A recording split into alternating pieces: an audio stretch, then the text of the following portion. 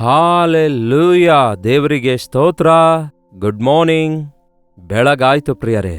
ಯೇಸುವಿನ ವಾಕ್ಯದೊಂದಿಗೆ ನಮ್ಮ ದಿನ ಪ್ರಾರಂಭಿಸುವುದಾದರೆ, ನಮ್ಮ ದಿನದ ಕಾರ್ಯಗಳೆಲ್ಲ ಪ್ರಾರಂಭಿಸುವುದಾದರೆ, ದಿನವೆಲ್ಲ ದೇವರ ಕೃಪೆಯನ್ನು ಹೊಂದಿಕೊಳ್ತೇವೆ, ದೇವರ ಜೊತೆ ಇರುವಿಕೆಯನ್ನು ಪಡೆಯುತ್ತೇವೆ. ಈ ದಿನ ಶುಕ್ರವಾರವಲ್ಲವೋ, ಪ್ರತಿ ಚರ್ಚ್ನಲ್ಲಿ ಉಪವಾಸ ಪ್ರಾರ್ಥನೆ ನಡೆಯುತ್ತೆ. ಹಾಗಾಗಿ ನಿಮ್ಮ ಚರ್ಚಲ್ಲಿ ಈ ಉಪವಾಸ ಪ್ರಾರ್ಥನೆಗಾಗಿ ಹೋಗಿರಿ. ಈ ಉಪವಾಸ ಪ್ರಾರ್ಥನೆಯಲ್ಲಿ ಎಲ್ಲಾ ದೇವಜನರೊಂದಿಗೆ ಸೇರಿ ಪ್ರಾರ್ಥಿಸಿರಿ. ಈ ಉಪವಾಸ ಪ್ರಾರ್ಥನೆಯಲ್ಲಿ ಅನೇಕರಿಗಾಗಿ ವಿಜ್ಞಾಪನೆ ಮಾಡಬೇಕೆಂಬುದಾಗಿ ದೇವರ ವಾಕ್ಯ ಹೇಳ್ತದೆ. ಹಾಗಾಗಿ ಈ ಪ್ರಾರ್ಥನೆಯಲ್ಲಿ ಐಕ್ಯವಾಗಿದ್ದು ನಿಮಗೋಸ್ಕರವೂ ಅನೇಕರಿಗೋಸ್ಕರವೂ ಪ್ರಾರ್ಥಿಸುವ ಹಾಗೆ ಆಧ್ಯಾತ್ಮಿಕ ಬಲವನ್ನು ಹೊಂದಿಕೊಳ್ಳುವವರಾಗಿರಿ. ಚಿಕ್ಕ ಪ್ರಾರ್ಥನೆಯಿಂದ ವಾಕ್ಯ ಧ್ಯಾನಿಸೋಣ ಬನ್ನಿ. ಪರಿಶುದ್ಧ ದೇವರೇ, ನಿಮಗೆ ವಂದನೆಗಳು. ಪ್ರತಿದಿನ ಈ ರೀತಿಯಾಗಿ ಪ್ರಾರ್ಥನೆಯ ಪ್ರಾಮುಖ್ಯತೆಯ ಕುರಿತು ನಾವು ಕಲಿತುಕೊಳ್ಳುತ್ತಿರುವಾಗ ಎಷ್ಟು ವಿಧವಾದ ಪ್ರಾರ್ಥನೆಗಳಿವೆ ಎಂದು, ಎಷ್ಟು ರೀತಿಯಾಗಿ ನಿಮಗೆ ಮೊರೆ ಇಡಬಹುದೆಂದು, ಎಂತಹ ಅದ್ಭುತ ನಿಮ್ಮಿಂದ ಪಡೆದುಕೊಳ್ಳಬಹುದೆಂಬುದಾಗಿ ಅನುಭವಪೂರ್ವಕವಾಗಿ ನಾವು ಅರಿತುಕೊಳ್ಳುವಂತೆ ನಮಗೆ ಪ್ರಾರ್ಥನೆ ಕಲಿಸಿಕೊಡಿರೆಂದು ಕ್ರಿಸ್ತನ ನಾಮದಲ್ಲಿ ಬೇಡುತ್ತೇವೆ ತಂದೆಯೇ, ಆಮೇನ್. ಹೌದು ಪ್ರಿಯರೇ, ನಿನ್ನೆಯಿಂದ ನಾವು ಹೊಸದಾದ ಅಂಶವಾಗಿರುವ ಪ್ರಾರ್ಥನೆಯ ಕುರಿತು ಕಲಿತುಕೊಳ್ಳುತ್ತಿದ್ದೇವೆ. ಮುಂಬರುವ ಕೆಲವು ದಿನಗಳವರೆಗೂ ಇದೇ ಅಂಶದ ಮೇಲೆ ಧ್ಯಾನ ಮಾಡಲು ಇಚ್ಛಿಸುತ್ತೇನೆ. ನಮ್ಮ ಪ್ರಾರ್ಥನೆ ಕೇವಲ ಸಂಕೋಚಿತವಾದದ್ದಾಗಿರದೆ, ದೇವರ ಹೃದಯಾನುಸಾರವಾದ, ಚಿತ್ತಾನುಸಾರವಾದ, ವಾಕ್ಯಾನುಸಾರವಾದ ಆತ್ಮನ ಅಭಿಷೇಕದಿಂದ ಮಾಡುವ ಪ್ರಾರ್ಥನೆಯಾಗಿ ನಮ್ಮ ಪ್ರಾರ್ಥನೆಗಳಿರಬೇಕು. ಮತ್ತು ನಿನ್ನೆಯ ಕುರಿತು ಯಾವ ಪ್ರಾರ್ಥನೆ ಬಗ್ಗೆ ನೋಡಿಕೊಂಡೆವು? ರಹಸ್ಯ ಪ್ರಾರ್ಥನೆಯ ಕುರಿತು. ಹಾಗೆಯೇ ಈ ದಿನ ವಿಜ್ಞಾಪನೆ ಪ್ರಾರ್ಥನೆ ಕುರಿತು ನೋಡೋಣ. ಪ್ರಾರ್ಥನೆ ಬೇರೆ, ವಿಜ್ಞಾಪನೆ ಬೇರೆ. ನಮಗೋಸ್ಕರ ನಾವು ಪ್ರಾರ್ಥನೆ ಮಾಡೋದು ಬೇರೆ, ನಾವು ಇತರರ ಪಕ್ಷದಲ್ಲಿ ಪ್ರಾರ್ಥನೆ ಮಾಡುವಂಥದ್ದು ವಿಜ್ಞಾಪನೆ ಪ್ರಾರ್ಥನೆಯಾಗಿದೆ. ಈ ದಿನ ಮನುಷ್ಯರು ಎಷ್ಟು ಸಂಕೋಚಿತವಾಗಿದ್ದಾರೆ ಗೊತ್ತಾ? ಅವರು ತಮಗೋಸ್ಕರ ತಾವು ಕೂಡ ಪ್ರಾರ್ಥನೆ ಮಾಡಿಕೊಳ್ಳಲಿಕ್ಕಾಗ್ತಿಲ್ಲ. ಒಂದು ವೇಳೆ ಏನಾದರೂ ಪ್ರಾರ್ಥನೆ ಮಾಡುವುದಾದರೆ ತಮಗೋಸ್ಕರ ತಾವೇ ಅವರು ಪ್ರಾರ್ಥನೆ ಮಾಡಿಕೊಳ್ತಾರೆ ಹೊರತು ಇತರರಿಗೋಸ್ಕರ ಪ್ರಾರ್ಥನೆ ಮಾಡುವಂತಹ ಪ್ರಾರ್ಥನೆಯ ಆತ್ಮವನ್ನು, ಪ್ರಾರ್ಥನೆಯ ಶಕ್ತಿಯುಳ್ಳವರಾಗಿ ವಿಶ್ವಾಸಿಗಳು ಇಲ್ಲದೇ ಇರುವ ವಿಷಯ ವಿಷಾದಕರವಾಗಿದೆ. ನೀವೆಲ್ಲರೂ ರಕ್ಷಿಸಲ್ಪಟ್ಟಿದ್ದೀರಲ್ಲವೋ? ಎಲ್ಲರೂ ಅಂದರೆ ಅನೇಕರು, ಹೌದಲ್ಲವೇ?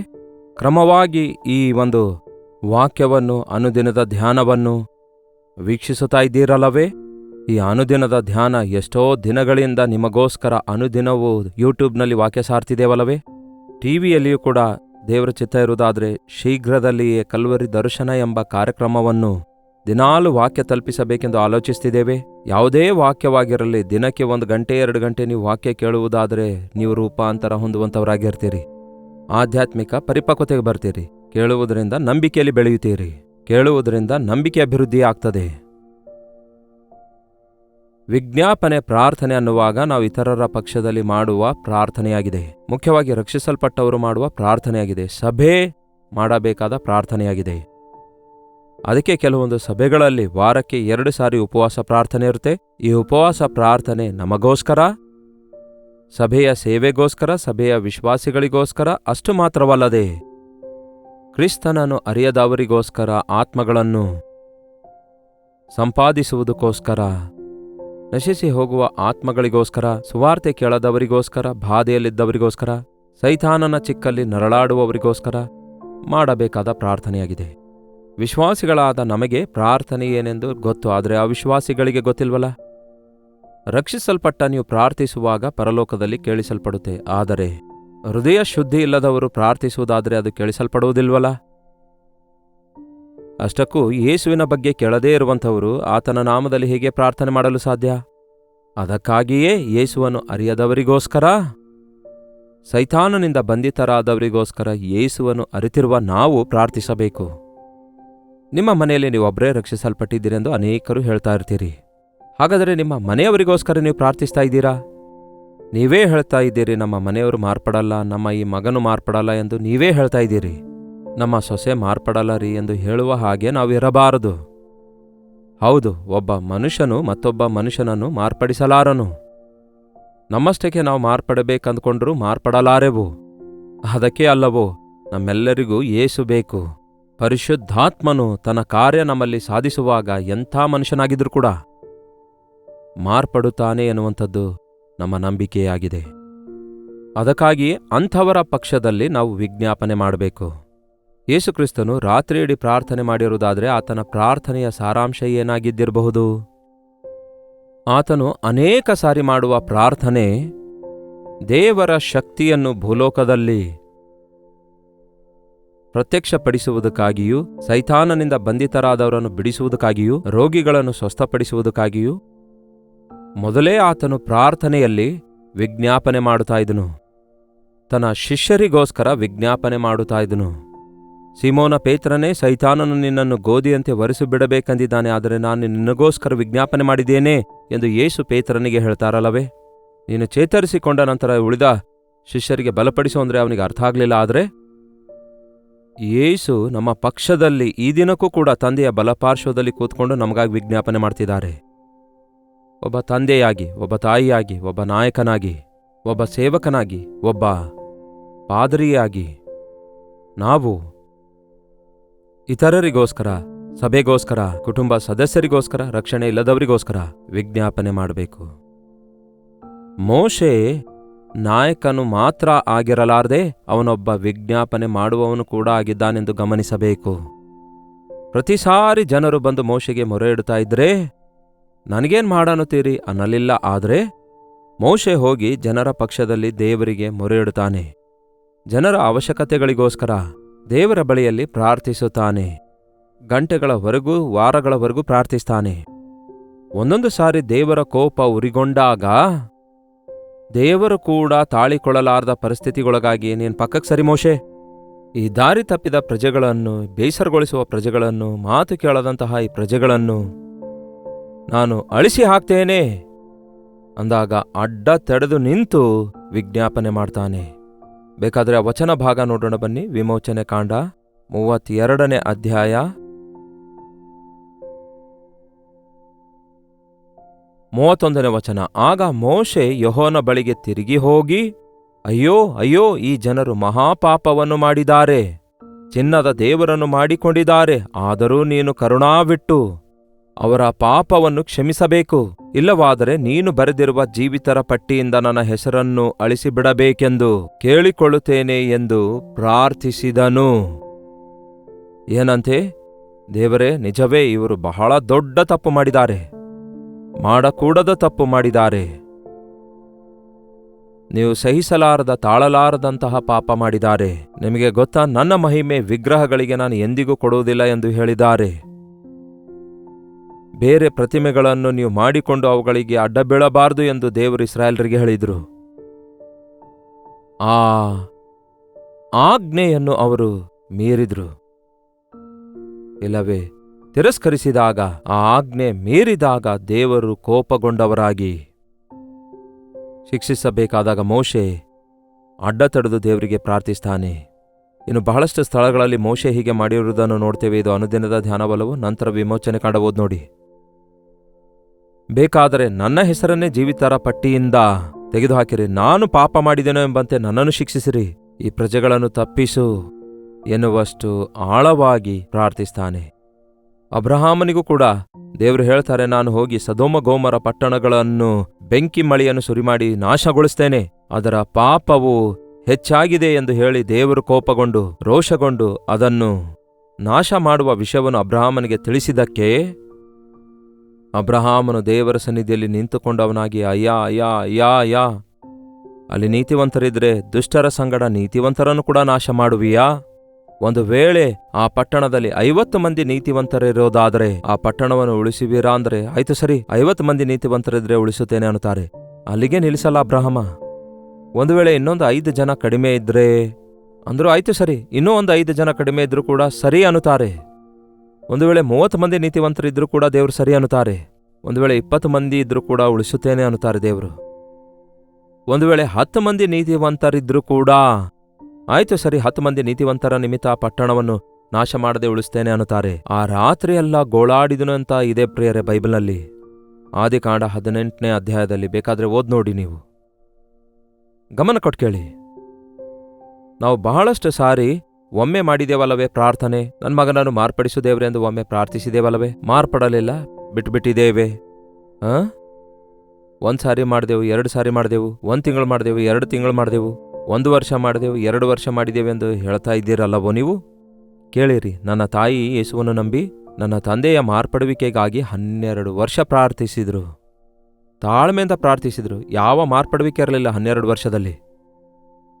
ಆದರೆ ಅದ್ಭುತವಾಗಿ ದೇವರು 12 ವರ್ಷಗಳ ನಂತರ ನನ್ನ ತಂದೆ ರಕ್ಷಣೆ ಹೊಂದಿದ್ರು, ತಾನು ರಕ್ಷಣೆ ಹೊಂದಿ ನನ್ನನ್ನು ರಕ್ಷಣೆಯೊಳಗೆ ನಡೆಸಿದ್ರು, ಕುಟುಂಬವನ್ನೆಲ್ಲ ರಕ್ಷಣೆಯೊಳಗೆ ನಡೆಸಿಕೊಂಡರು.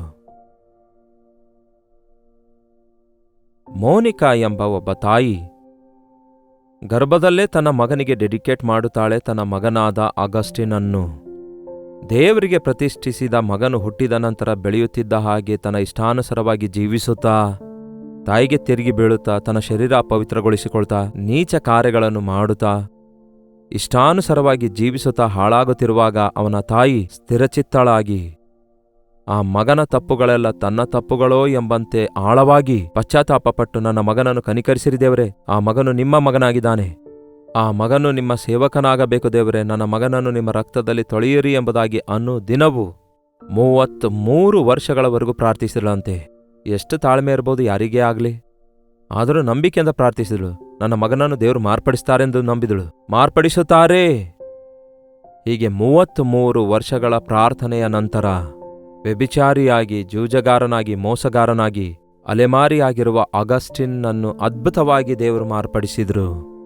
ಆದಿಸಭೆಯ ಕಾಲದಲ್ಲಿ ಅವನು ಸೆಂಟ್ ಆಗಸ್ಟಿನ್ ಎಂದು ಕರೆಯಲ್ಪಡುವಷ್ಟು ಪರಿಶುದ್ಧನಾಗಿ ದೊಡ್ಡ ಪ್ರಮಾಣದಲ್ಲಿ ಸೇವೆಯನ್ನು ಮಾಡುತ್ತಾನೆ. ಯೇಸುವಿನ ಸಾರೂಪ್ಯದಲ್ಲಿ ಮಾರ್ಪಟ್ಟು ಅನೇಕರನ್ನು ಮಾರ್ಪಡುವಿಕೆಗೆ ನಡೆಸುತ್ತಾನೆ.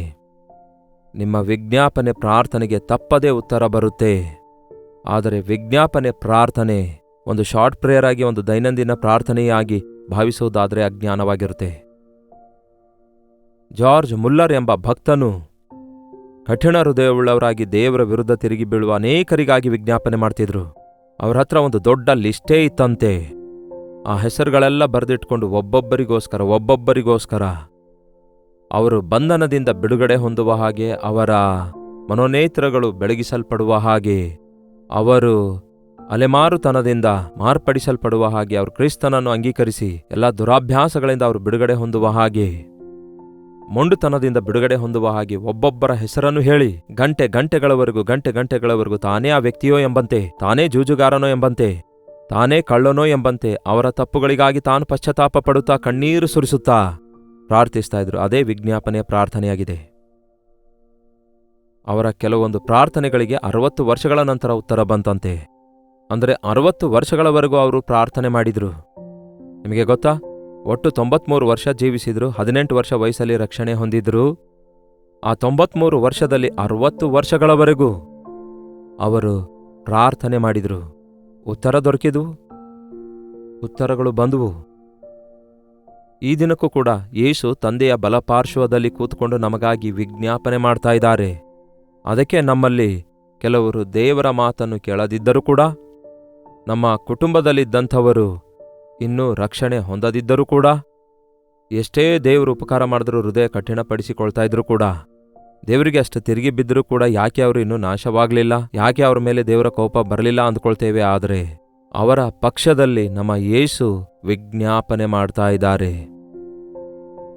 ಪರಲೋಕದಲ್ಲಿ ತಂದೆಯ ಬಲಪಾರ್ಶ್ವದಲ್ಲಿ ವಿಜ್ಞಾಪನೆ ಮಾಡುವ ಯೇಸುವಿನ ಸೇವೆಯಲ್ಲಿ ನೀವು ನಾನು ಕೂಡ ಪಾಲುಗಾರರಾಗುವ ಹಾಗೆ ಈ ಲೋಕದಲ್ಲಿ ನಶಿಸಿ ಹೋಗುವವರಿಗೋಸ್ಕರ ನಾವು ವಿಜ್ಞಾಪನೆ ಮಾಡಬೇಕು. ಪ್ರತಿದಿನ ಕೆಲವೊಂದು ಸಾವಿರಾರು ಪ್ರಾರ್ಥನಾ ಮನವಿಗಳು ನಮಗೆ ಬರ್ತಿರುವಾಗ ಅವುಗಳನ್ನು ದೇವರ ಮುಂದಿಟ್ಟು ವಿಜ್ಞಾಪನೆ ಮಾಡುತ್ತಾ ಕೆಲವರಿಗೋಸ್ಕರ ಹೆಸರಿಟ್ಟು ನಾವು ವಿಜ್ಞಾಪನೆ ಮಾಡಬೇಕಾಗುತ್ತದೆ. ಅದ್ಭುತವಾಗಿ ಅವರ ಪ್ರಾರ್ಥನೆಗಳಿಗೆ ಅವರು ಉತ್ತರ ಹೊಂದಿಕೊಂಡು ಸಾಕ್ಷಿ ಕೊಡುತ್ತಾ ಇರುವಾಗ ಪ್ರಾರ್ಥನೆಯ ಶಕ್ತಿ ಎಷ್ಟು ದೊಡ್ಡದಾಗಿದೆ.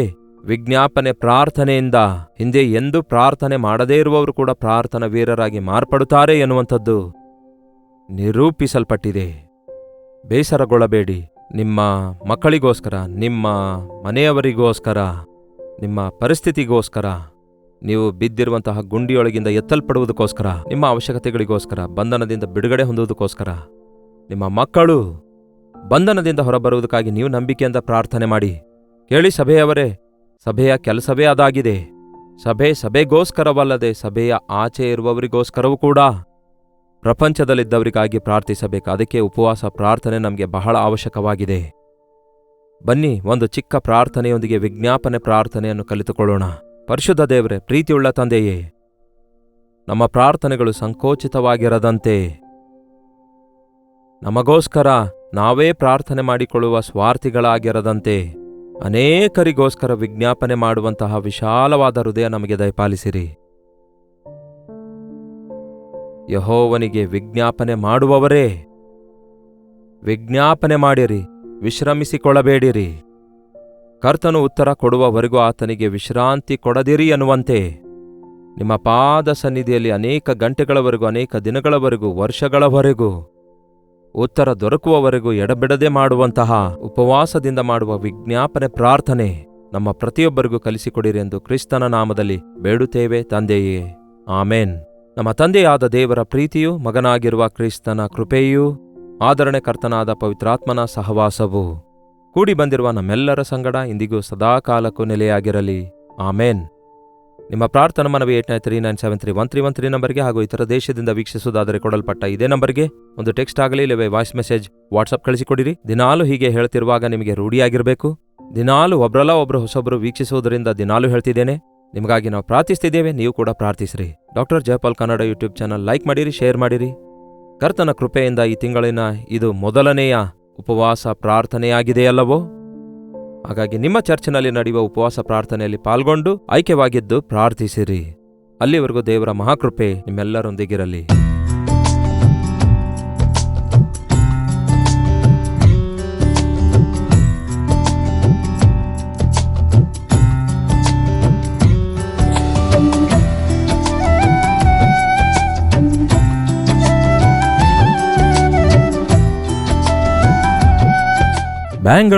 ಬೆಂಗಳೂರಿನ ಸುತ್ತಮುತ್ತಲೂ ಇರುವಂಥವರೆಲ್ಲರಿಗೂ ಒಂದು ಶುಭವಾರ್ತೆ.